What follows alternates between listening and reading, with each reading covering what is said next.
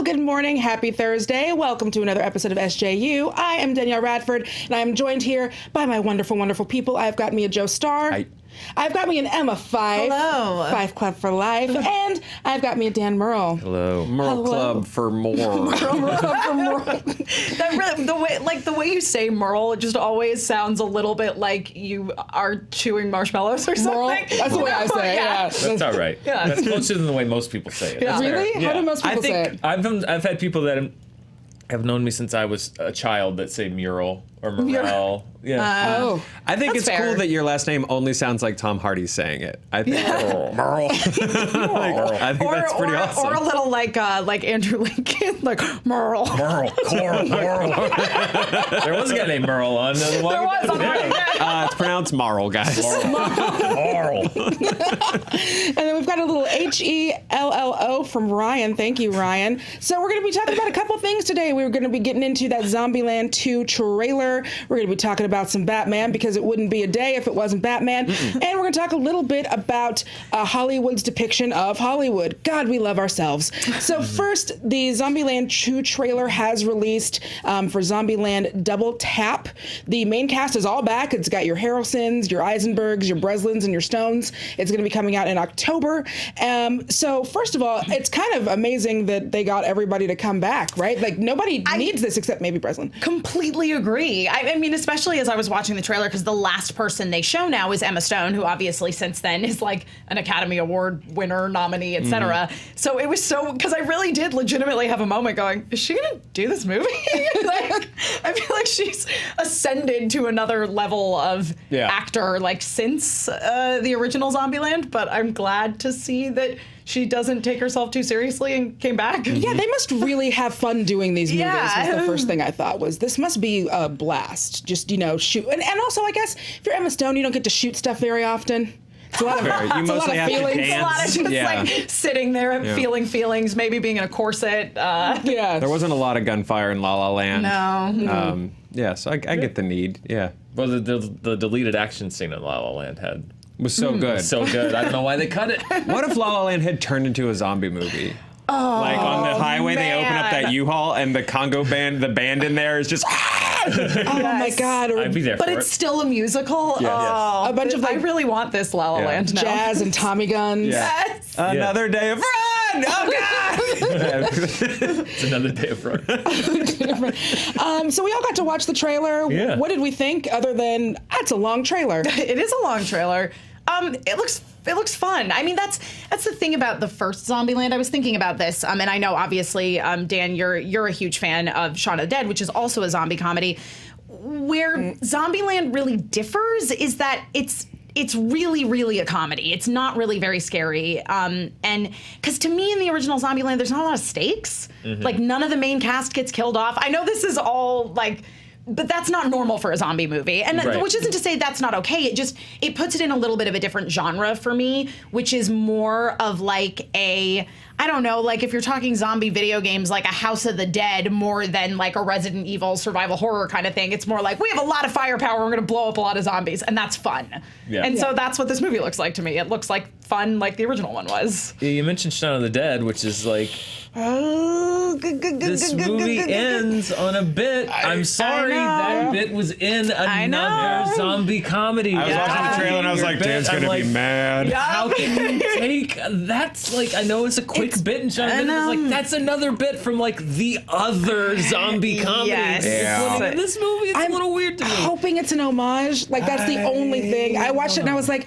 that's a tip of the hat, right? But it's also That's like a big hat. But Shaun of the Dead is paying homage to zombie movies. It's a zombie comedy, but also a little bit of a parody of the zombie. I don't know. Yeah, I noticed that as well. letter. Yeah. I mean, based off the trailer, I could see this going one of two ways. Yes. One of them is a really fun reuniting of the cast. It's always a weird cast because it has characters named both Tallahassee and Little Rock, which is 2 cities that I've lived in. So like, if they start naming like Van Nuys, like wait a minute. I was gonna say, what would you take as your Zombieland name, Dan? I don't know. They've taken both of the first two that I would have taken. Although technically I would be North Little Rock. So I guess North we'd have Little a Rock. Little Rock and a North Little Rock. Well, it's like if you had 2 Dans with 2 last names, you got to distinguish. Exactly, you got to distinguish which one. Yeah. But I could see it going one of 2 ways, which is the fun reuniting of the cast. That's a great cast. Yeah. If they get together and they have a good time, that could be a fun movie. But with all of the other stuff that they were layering in, I could also see it becoming a bit of an Anchorman 2 situation, which is where it's like it becomes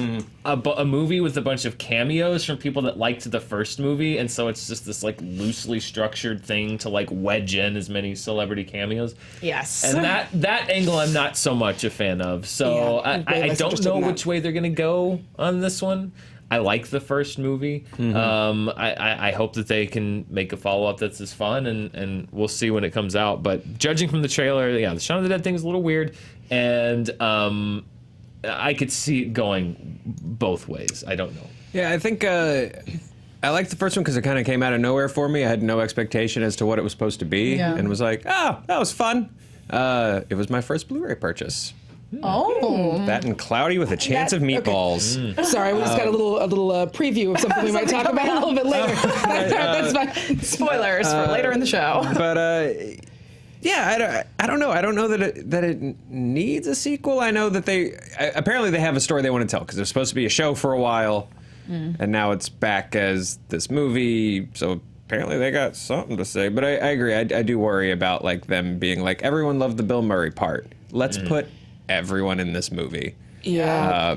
That sounds like a slog. I'm hoping, because what it looks like to me is that it's going to be about, Breslin's character, Little Rock, kind of growing up and seeing how they gel together as a family. And if you throw in a coming-of-age story in my zombie movie, that could be pretty great. Yeah. So I'm excited about that. Plus, she gets like that weird hippie boyfriend. Sounds good. So Zombieland is the latest sequel to open long after the last installment of the series. Other recent examples are Incredibles 2, which was 13 years after the last film. Toy Story 4, which is 9 years since Toy Story 3. Wish I didn't know that. There's a bunch of other ones. The Blade Runner, Triple X, Return of Xander Cage. I really like that made the list. Yeah. Triple X, Return of Xander Cage. It's in good company, baby. Look, some things I think he puts in just for me. Baby after every sentence. No, sorry. Coming up is going to be Bad Boys 3, which is opening 17 years since the last film. Avatar 2, 12 years. Do we think it's a big risk to open or have this much time between movies? Can be. You can lose that magic. Yeah. It's happened before. It's happened to better movies. Yeah. But better than Xander Returns. Movies much better than Triple X, The Return of Xander. Yeah, I think it kind of depends on the film. You know what I mean? Because, like, for example, one of the things that's on our list is Blade Runner 2049, which opened 35 years after the original Blade Runner. But Blade Runner in of itself is such a cult film that there was never too long in the future to do a sequel for that because it has such a dedicated sort of obsessive fan base. Like, I was going to go see a Blade Runner sequel no matter what. So, again, it really is dependent on the film, in my opinion. Yeah, I think, I think they probably get analyzed a lot harder. Like, if Incredibles 2 had come out a lot sooner after the first Incredibles, I think people would have been like, that was fun, give me another Incredibles. As opposed to maybe the reaction of, that's the story after 13 years. Like, that's kind of, I think, for right or wrong, like, I think choices start to get analyzed more and more, get a big magnifying glass on them. Yeah, especially I think when we think that the story is done, there's certain things where as soon as it comes out that weekend and we see how it is, a month later they're like, oh yeah, we're definitely doing a sequel, it's in the works, blah, blah. But when it's something that it's been 13 years and we think that they've told the story and then they surprise us by saying, no, there's still more story to tell, that the expectations for that go way up. What else does Xander need to surf on? Everything. Find out. At this point, I think he just surfs on another Xander. Yeah. He surfs on himself. You clone Xander. Yeah. And he surfs on himself. Yeah. I like it. Well, you have Top Gun 2. Oh, yeah, that's true. You have Top Gun 2, 2. As well. Which looks great, by the way. And I'm going to go see it as many great. times as I can with my eyes. Cool. But that's another one where it's like, is it of a certain time period? Like, does it still work? Does the story still work? Do pilot, like, does that love letter, because Tom Cruise himself like introduced it, like, this is a love letter to aviation, like, does that love and hero worship of aviation like still exist the same way that it did in like the 80s and the 90s when like all of us had Blue Angels calendars on our walls and you know stuff like that? I don't know. Let's just hope it's not a Dumb and Dumber situation. Yeah. No respect to Triple X Return of Xander Cage, but Dumb and Dumber, another comedy that was followed up many years later that not recapturing the magic of the original in any way, shape, or form. No, not even a little. Are there any movies that there's been like a long stretch of time that you would want to see a sequel to? That you would, that I wouldn't? That you would. Where you're like, I definitely want to see the continuation of this story. I still kind of want to see Old Man Conan. I'll still see, I'll still see the follow up to Barbarian and Destroyer with like Elder Conan in his last years. I like it. I'm into that. Bad Boys would be on that list. I think there's something. I think there's like a meta interest about Will Smith like returning to that and like that team returning to that is what's attractive about that sequel. As opposed to, I don't think anyone's interested to go see Bad Boys 3 because of the story. They just want to see them put on sunglasses as the camera does a 360 around them. Yeah, we want to see if Will Smith can still do that run. Plus, he's kind of Instagram dad Will Smith now, and I think we're interested to see how that works. Another one that is coming up, the new Bill and Ted, I'm super psyched for. Oh, yeah. Yeah, really excited. Nervous. Psyched and nervous. Because I love both those movies. So it's like, come on, nail it. Please get it right. Please. Yeah. I'm excited of the potential for Mad Max Fury Road sequels, since that's now kind of floating around in the ether. I feel like I'm not the only person. I feel like this was pitched on a Movie Fights one time. Perhaps a Willow sequel, because there was about a baby princess. She could be an adult princess now, and that world was fun. That was fun. I would like to see it. I think they did one that I did not care for, a Neverending Story sequel. There is a part 3. There's several parts. I don't count them. Yeah, I only count 1 and 2. But Jack Black is the bad guy in the third one. That's delightful. That's not true. That's very true. You're telling tales out of school, boy. I am not. There is zero fibbing coming out of my mouth. I want to see Old Man RoboCop. Oh, yes! Only if you get Ed Solomon back and Paul Verhoeven back, and it's rated R, and you get it's like conditional on the fact that you sit, those folks and maybe are bad, it would not be good, but the idea of bringing that satire currently, it would be a Halloween style thing where you ignore everything that came after the first RoboCop, and you pick up 30 years after he turned around in the boardroom and said Murphy, and just like, what happened? I have the tag ready. What happens when the future of law enforcement becomes the past? Ooh. What slowed down song do you put for the trailer? Oh, that's a great question. Something to do with Mr. Roboto. It's just like a sad acoustic version of Mr. Roboto. I like it. It's Lord singing Mr. Roboto. I dig that. Yeah. Or you get like a Denis Villeneuve situation where it's like you're kind of collaborating with the original filmmaker. Yes. But not just like a cash grab. I think Verhoeven's retirement tour should be sequels to all of his classics. Yeah. Showgirls 2. Starship Troopers. And I'm not talking Showgirls 2 Pennies from Heaven. We ignore that. We Halloween that one out of existence too. I will say, gosh, was it the third Starship Troopers? Like, really felt like it was a return to form of Starship Troopers. If you haven't seen it, it's actually I have to say I missed that one. You might enjoy it. It really hits back into the satire of the first one. It's called like Marauders. Yeah, Marauders. Okay. And that's where they finally introduced the mech suits from the book. I'm a nerd. Speaking of nerds, we are Fandom Entertainment. Like and subscribe. We've got some great stuff on Fandom.com. At Comic-Con, it was confirmed that one of the MCU's upcoming films is Shang-Chi and the Legend of the Ten Rings. I know. And we have a couple stories. Title. It's so great. We have a couple of stories exploring Shang-Chi's history and that movie's villain, the Mandarin. So I know a lot of people, maybe Shang-Chi hasn't always been on your radar. We can get you caught up. One story is Shang-Chi's greatest comic book storylines by Alistair Gray. And then we've got why the Mandarin will likely be Shang-Chi's father in the MCU. The links to that are in the description down below. So if you are looking to cram some good Shang-Chi info in your head, that is the place to do it. So we got you covered. Yay. Yay! righty. That's what we do. That's what we do. All right, speaking of what we do is Batman, my friends. That came out weird. That's fine. That's the SJU promise. What we do in the Batcave. What we do. All right. That's a new show on Fandom Entertainment now. We're just greenlit it. It's in production. What we do in the Batcave. Honestly, we should. It would Probably do pretty well. It would do the great, best actually. numbers of anything. That would do honest trailer numbers. Interview with Batman and Batman. Are you tired of hearing us talk about Batman? Well, good news. This time we're talking about two Batmans.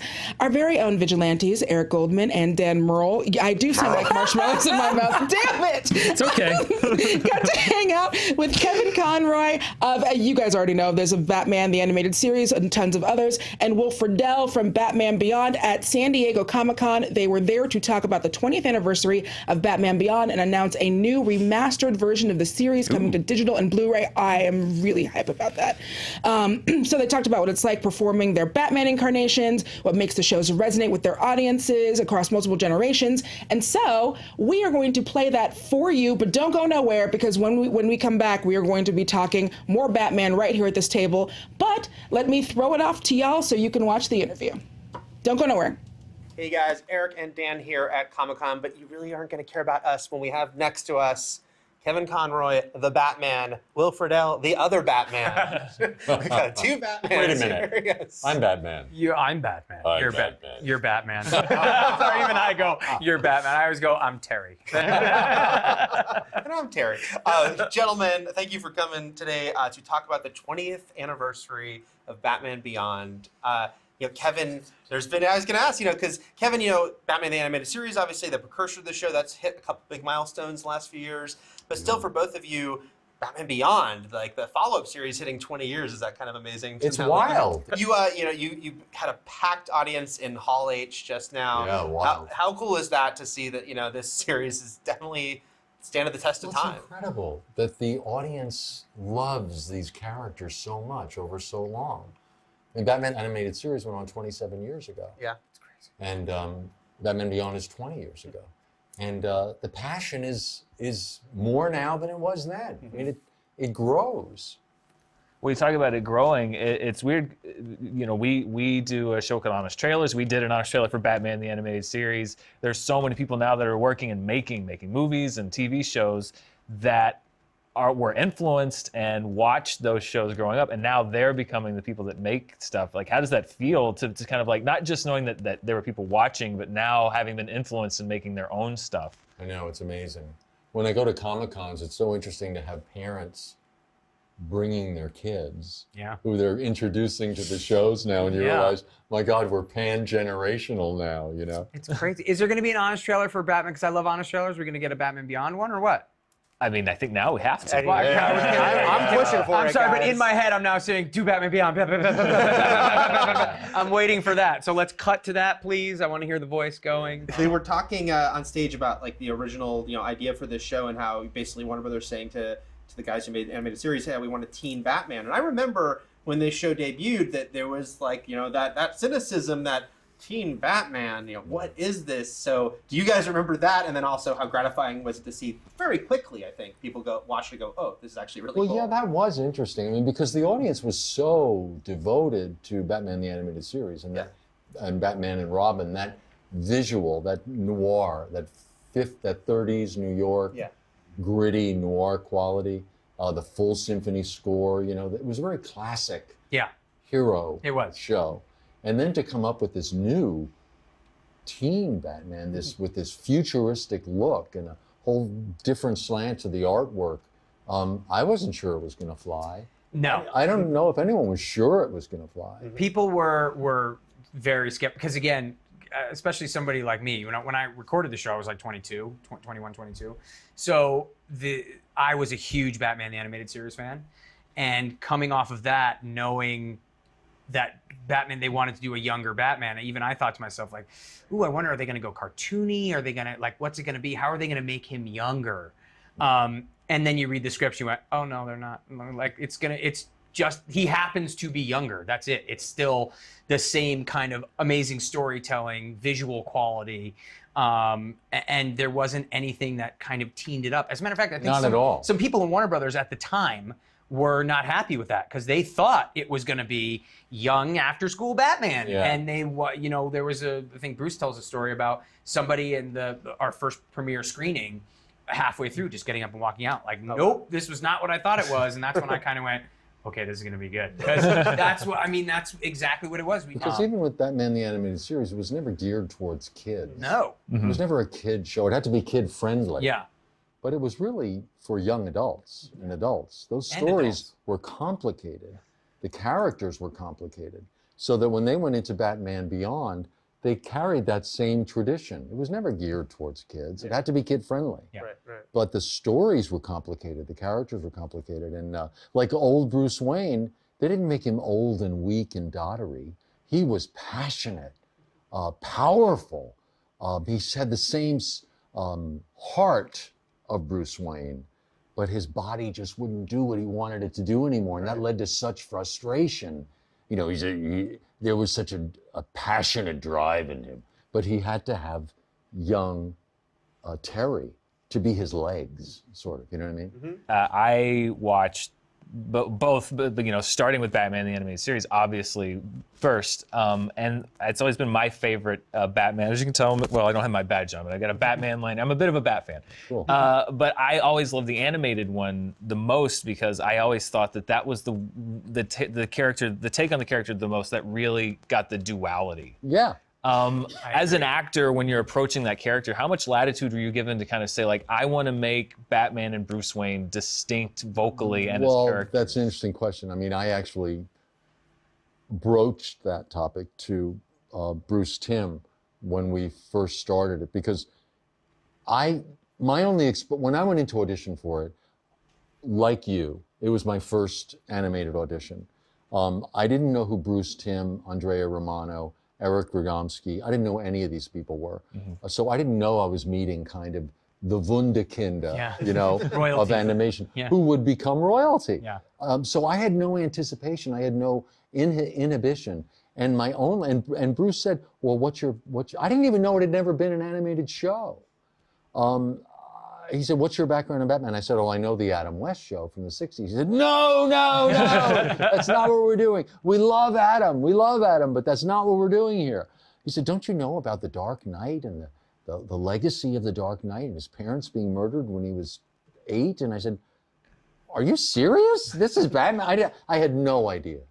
So when it was a total improvisation, the audition for me. So I approached everything in a new way.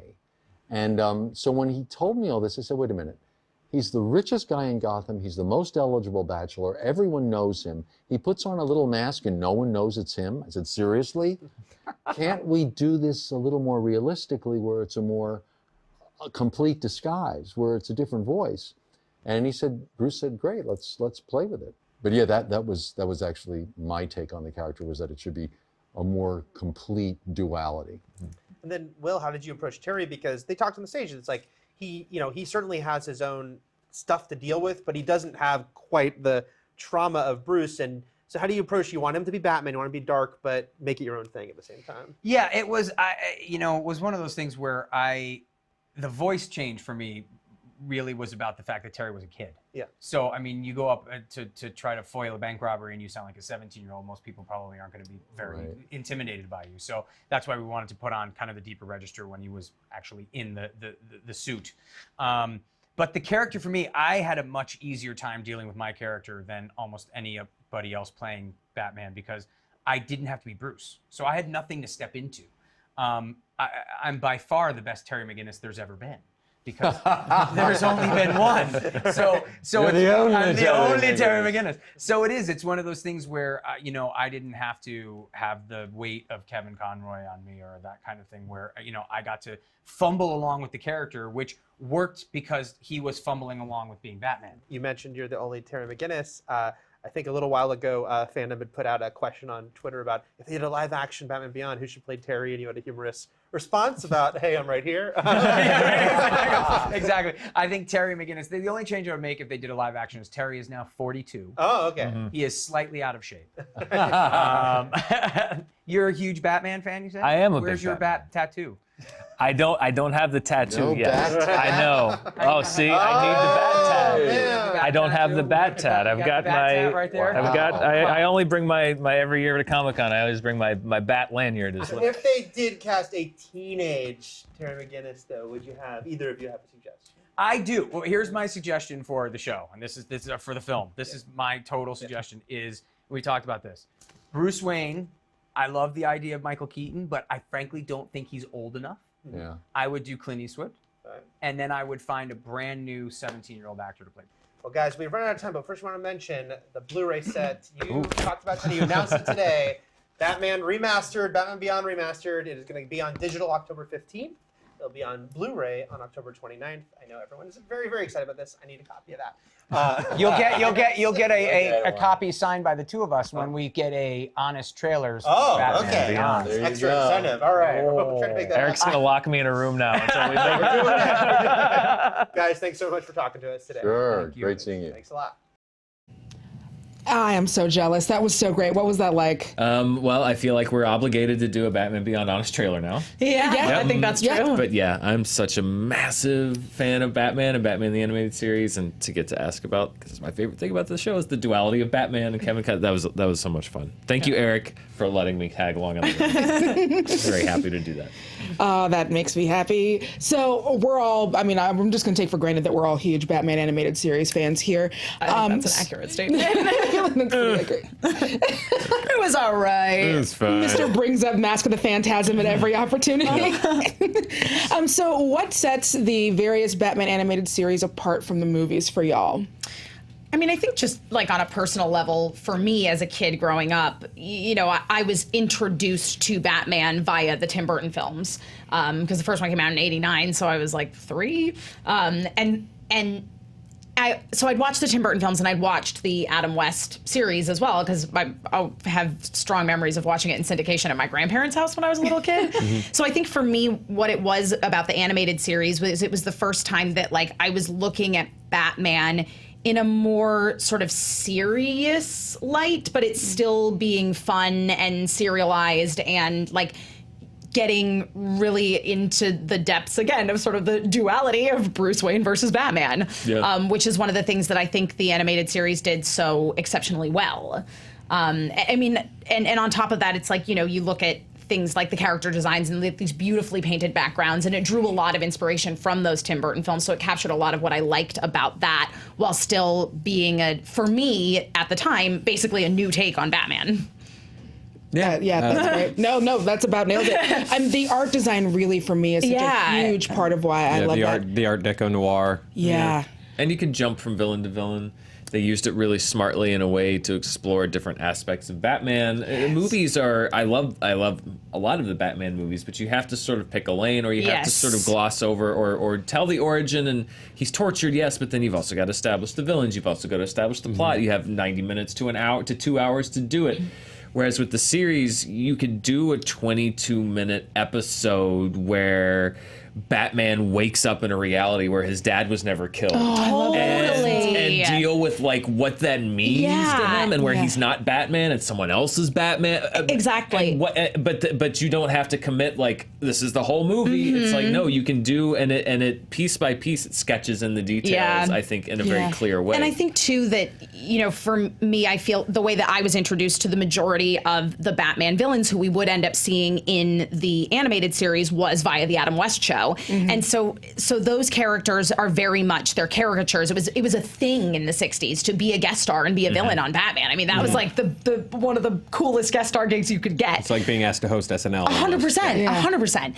And so you were kind of scratching the surface of these characters, and then the animated series took them and again like played with them in really interesting ways where they were these characters that had a lot of depth. Another thing that I loved so much about the animated series, and one of the things that's always drawn me to Batman, is the fact that you have some very interesting women characters in sort of villain and anti-hero roles. I loved all the stuff in the animated series with, you know, Harley Quinn and with Poison Ivy and Catwoman, and you know, they brought Batgirl in eventually. So I mean, it just kind of, I don't know, it blended all the good of Batman into one little nice cocktail. What I've always, sorry. The episode where Harley Quinn splits with the Joker. Yes! She teams up with Poison It's Ivy, so and they're like good. hanging Oh out, my and they live God. together. It And then the changed my Joker comes life. crawling back, and it's like, and she's like, "You're gonna go back with this guy?" I Like, know. I love that. But and again, that's a way to tackle things in a way that they did things that kids could watch it. Yeah. But like that's a pretty complicated dynamic Yes, to take it on in a kids is. show. Or things like Two-Face is like, it wasn't just like, I'm the DA. Oh, now I'm Two-Face. It's like Harvey Dent was established. It's like he's in therapy. You see him like with Yeah. his psychiatrist. They did they really were able to make a Yeah. kid show, but that didn't dumb it down and make it skirt away from issues. Totally. Yeah. Well, they were really able to. Like you said, introduce complex ideas to a younger audience. Because obviously, yes, like as adult viewers, we're like, go further with the Harley Ivy relationship, like the comics sure did and stuff like that. But you know, when you have 22 minutes aimed at like 8 to 10-year-old kids, like I think they really knocked it out of the park. I totally agree. Toxic relationship ideas and Yeah. like abusive boyfriends and stuff Yeah. like that. Like they really Yeah. nail that. Yeah, and I also appreciate, because you talk about like the duality between Batman and Bruce Wayne, but there are so many different aspects to just Batman himself that movies seem to pick one or the other. You either get action, punch him in the face, Bruce Wayne, or you get the detective, detective Batman.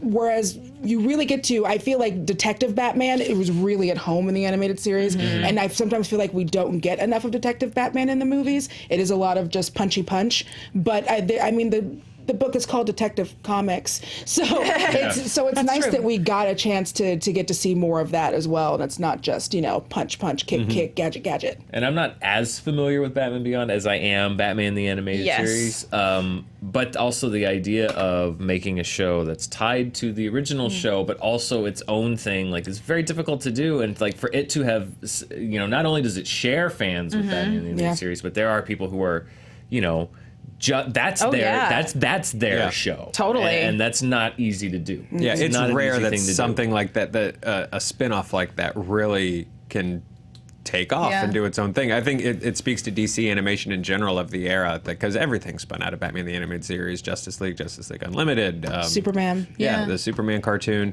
and especially Batman Beyond, which was its own. It was its own thing, It was right? totally its own Yeah, it thing. was Oh, totally its own yeah. thing. Sorry, I got to fact check because I'm not as strong on the DC side of things. But it was like literally its own deal. And I can't imagine today, if Batman Beyond hadn't happened, DC being like, we're doing a movie, it's about Batman, but in the future. And everyone would be like, what? What is this? They'd be like, what's this goofy costume? Like, they'd pick every bit of it apart.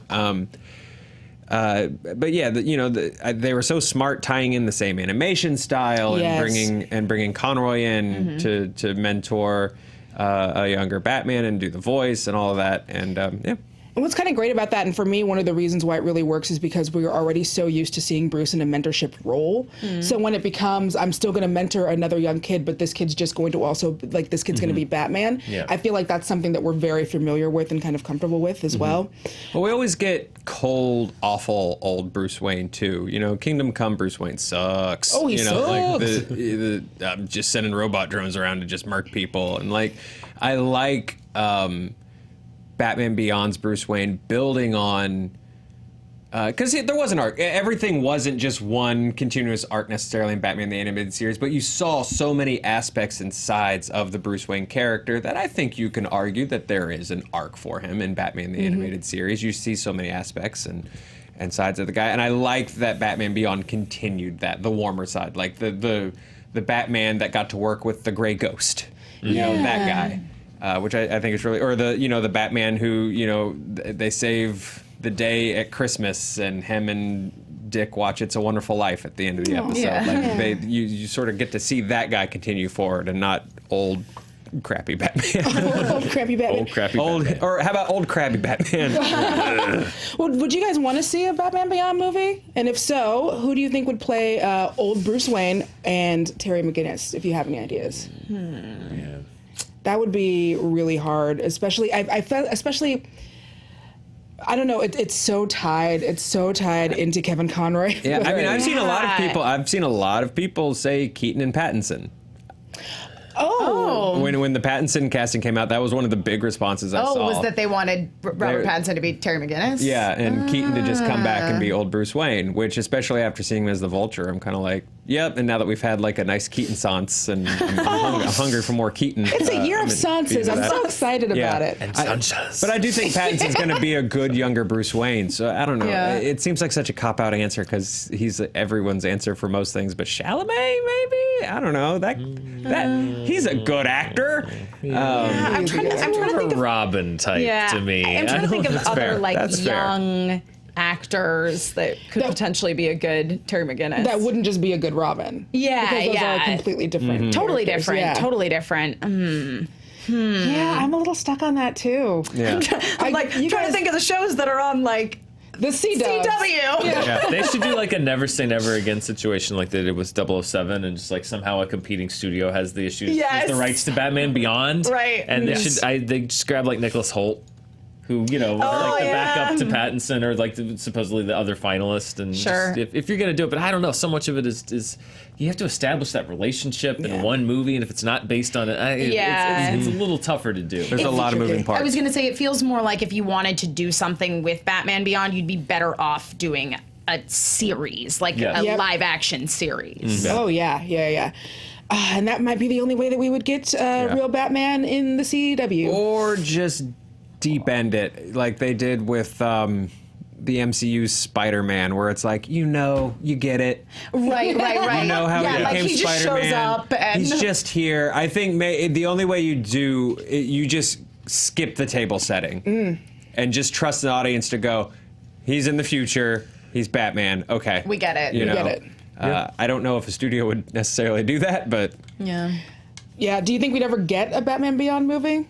I think we're going to get an everything movie on a long enough On timeline. a long enough Yeah. timeline of Batman Yeah, Beyond movie will I wouldn't be happen, shocked yes. if we got a Batman Beyond movie. Ben Affleck in 30 years will probably be recruited to come back, and you'll ignore X amount of whatever spin-offs have come off in the intervening right. decades. They're going to and just Halloween it. Yes, like it'll be RoboCop and Batman Beyond. and the I will two. be right here complaining about that and the music kids are listening to these days. Yes. At this exact same table. Yep. I can't complain about something that I don't know about. I'm trying, y'all. Danielle, for God bless her, is trying to bring us into at least the last 5 years. Of music? Of everything. Of anything. I think today I'm going to work on Yeet. All right. So I had to Google that not too long ago. All right, and so last but certainly not least, we're going to talk about Once Upon a Depiction of Hollywood. Oh, beautifully done, beautifully done. So Tarantino's Once Upon a Time in Hollywood comes out in the U.S. tomorrow or today, if you're one of the people lucky enough to get into the Thursday sneak peeks. Our review with Dan is on the channel, by the way, so you can check out Dan's thoughts. It is a spoiler-free review. It is a spoiler-free review, as hopefully your experience should be with this film, because there are certain things that you're not going to want to know going in. So if you're interested in seeing the movie, do not read too much.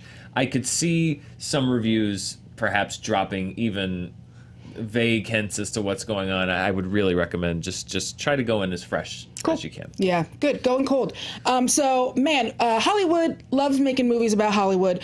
Why is this so fascinating for filmmakers, do we think? We're narcissists. Yeah. Well, I mean, yeah, that's a huge part of That's it. part of it. horrible monsters. Well, and I think some of it too is that it's like the idea of writing what you know, and especially if you've gone to film school, what you know how to do is make films and struggle to make films and live in LA where it is constantly a struggle. So why not make movies about it? Yeah, it's like why so many comedians always the first show they do is like, so it's a struggling comedian, or so it's a touring comedian, or it's a comedian that's got to surf on couches. Yeah. Oh man, these roommates are just trying to make it happen. Yeah. The web series. Yeah.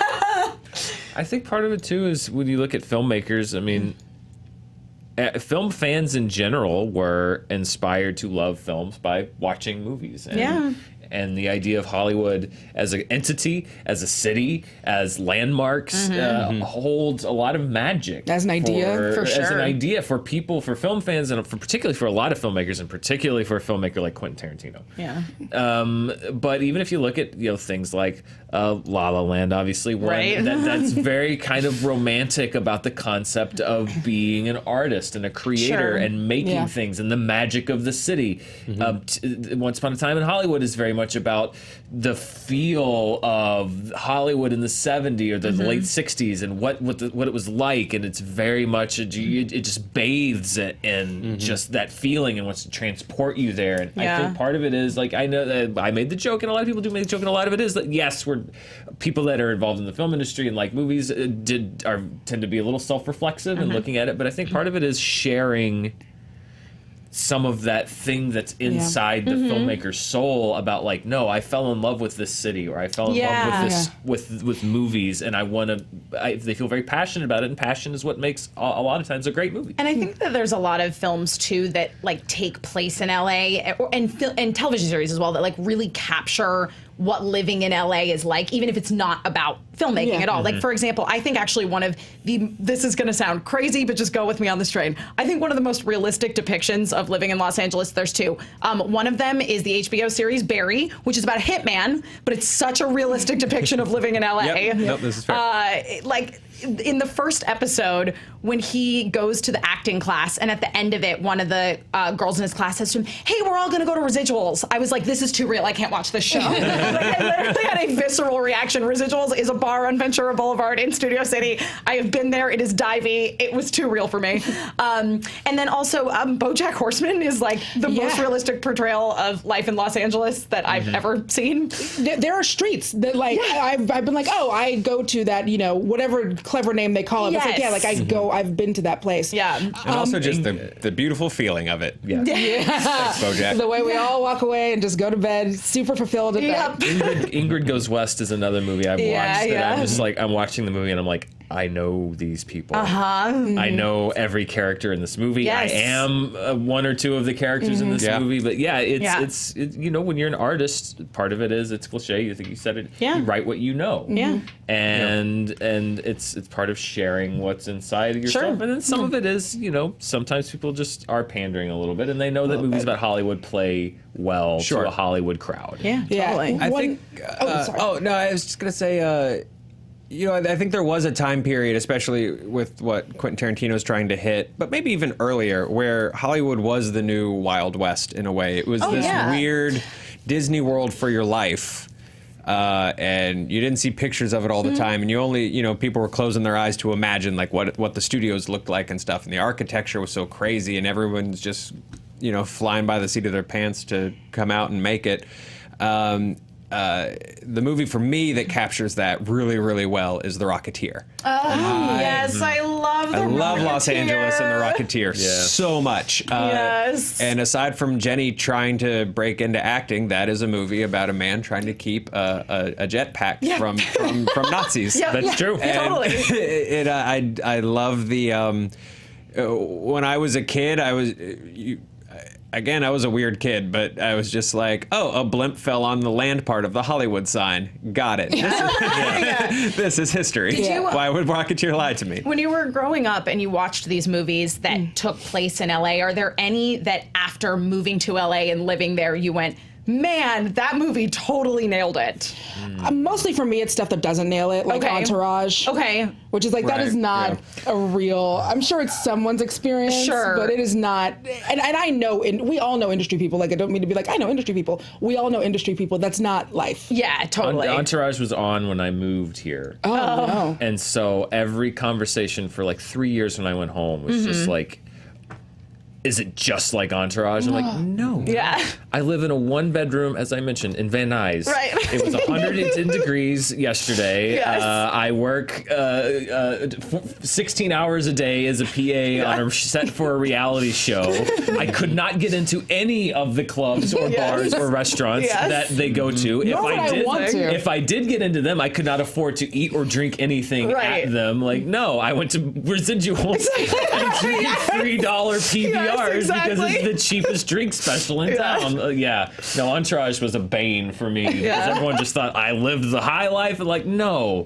Maybe somebody lives that life, but it is certainly not me, and it is certainly not anyone that I know. No. The ones that I think do like the best job for Hollywood and LA. Insecure feels like a Hollywood that I know because it's got things in it that are instantly recognizable. It's got, people waiting in line for the taco trucks and different and parts of LA that you don't see, weird nicknames, how people are trying to gentrify Inglewood, things like that.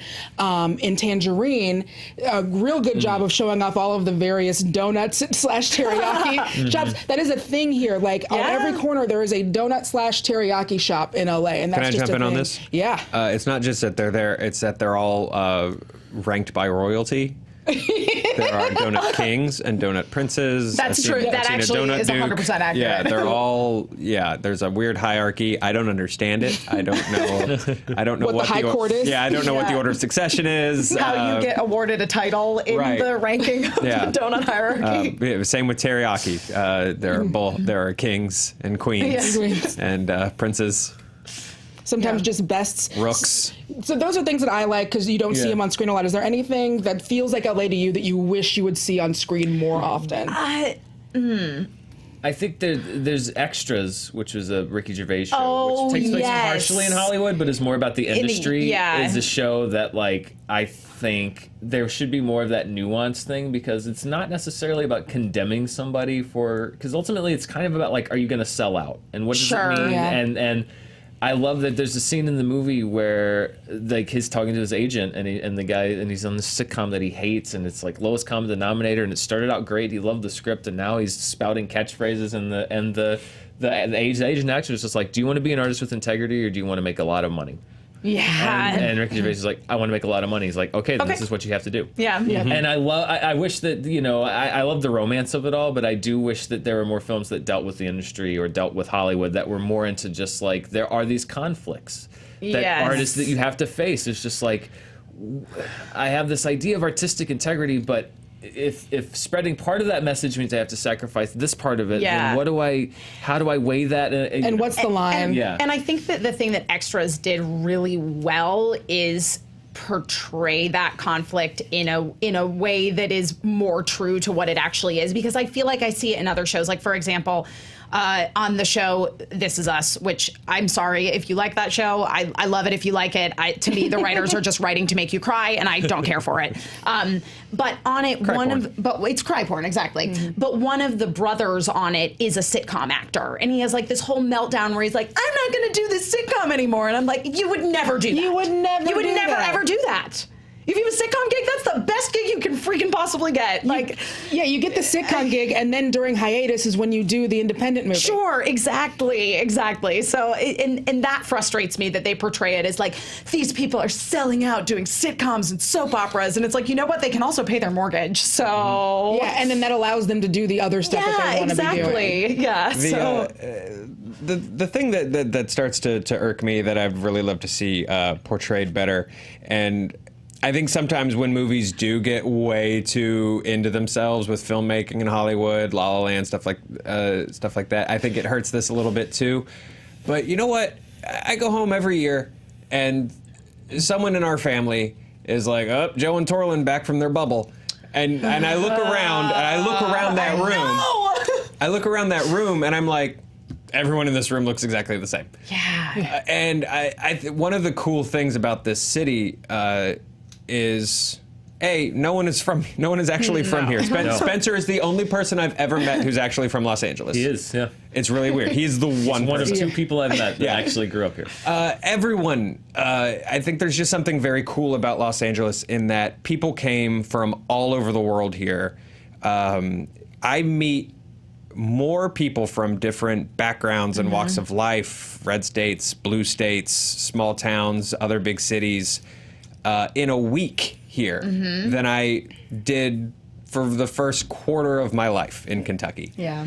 And I think there's something very cool about the fact that on some level they're all in pursuit of the same thing, whether it's, acting or I just want to build sets or whatever. But like everyone like came here in pursuit of kind of a common mission. And I think there's something really cool about that we miss the point of a lot of the time when we're like Real Housewives of Beverly Hills, or like here's a movie about how just great it is being an actor and that we're very important, or whatever. Like I think there's because I think those things feed into that just sort of dumb, proofless narrative that like Los Angeles is a bubble, where it's like, no, it's like, not, though. This is a whole bunch of people from a whole bunch of different boats lashed their lifeboats together, and now we're one big weird boat. Yeah, I wish that there was surrounded more, by taco trucks. I wish that they would show that there really is more like it's not. I don't know. It's not like this like dog eat dog. Like everyone in Los Angeles is so fake. It's like very. That has not been my experience at all. I mean, my experience in LA, by and large, is that overall it kind of goes to that lifeboat metaphor you were talking about, Joe, of like we've all just kind of latched our lifeboats together because none of us know what we're doing. We're all just trying to figure it out. And overall, I have found that everybody in LA is incredibly hardworking and creative and smart. You have to be to survive in this city. And you also have to find your community and lift each other up. Like that is how you make it in LA. Yeah. There's no other way. I mean, there are exceptions, but by and large, it does have to do with just like hanging on to the boat next to you and hoping for the best. It's true. It's true. All right, and Ryan does have an answer that he says, please ignore, I am not. We never see enough dope Korean barbecue spots on the big screen. That is true. That is Fair. true. There's a lot of good Korean barbecue in this. There's so a lot much of good Korean Korean barbecue. Sure. All right, so there's nothing. good. That's pretty great. All right, so the fan question post is up. Check out the Fandom Entertainment page and click on the community tab to ask fan questions. The link is in the pinned comment. Thank you all so much for joining us. It has been Thursday. We have been us. You have been you, and we will see you tomorrow. Bye.